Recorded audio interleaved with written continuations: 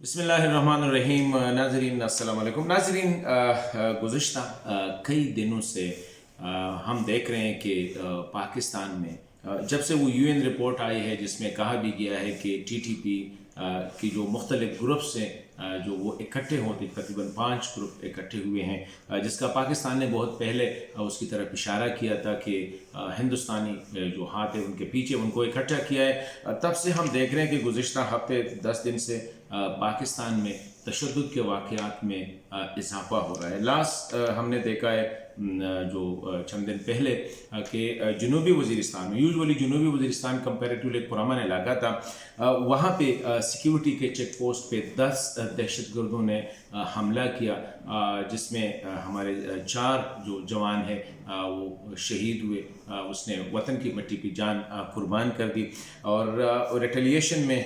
4 جو دہشت گرد تھے ان کو بھی مارا گیا، اور باقی 6 جو تھے رپورٹس کے مطابق وہ وہاں سے اسکیپ کر گئے۔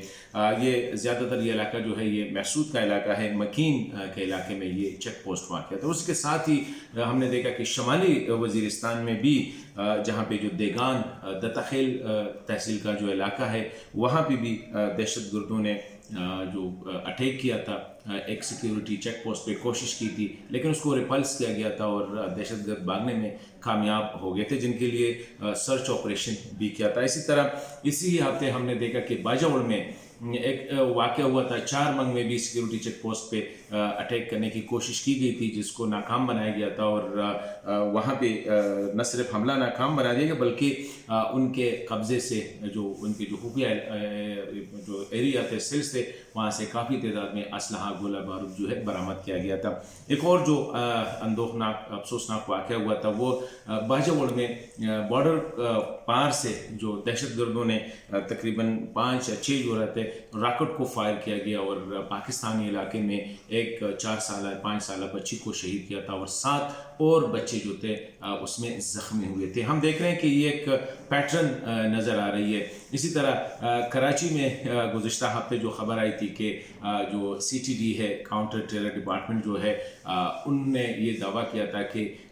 را اور NDS کے 5 جو ان کے ایجنٹس تھے ان پہ ان کا ایک وہ ہوا تھا آپریشن کے دوران، ان میں ایک جو ہے جو ان کا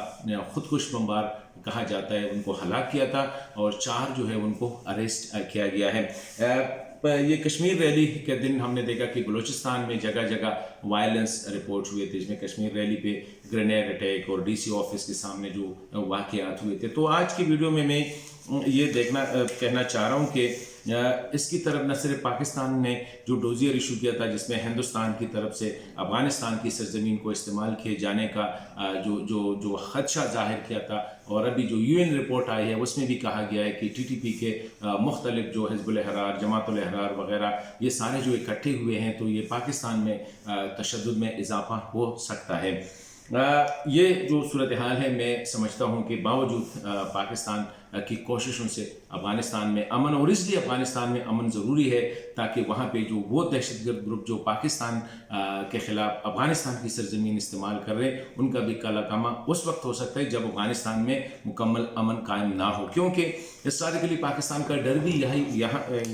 یہی ہے کہ افغانستان کی سرزمین افغان حکومت نہیں بلکہ ہندوستان جو ہے وہ پاکستان کے خلاف استعمال کر رہے ہیں، اور پاکستان کا ویسٹرن ایریا جو ہے وہ ہندوستان اس وہاں کے حالات کو خراب کرنے کے لیے افغانستان میں دہشت گردوں کو نہ صرف رکھ رہا ہے، ان کو فائنانس بھی کر رہا ہے۔ تو یہ صورتحال ہے، اور میں ایک اور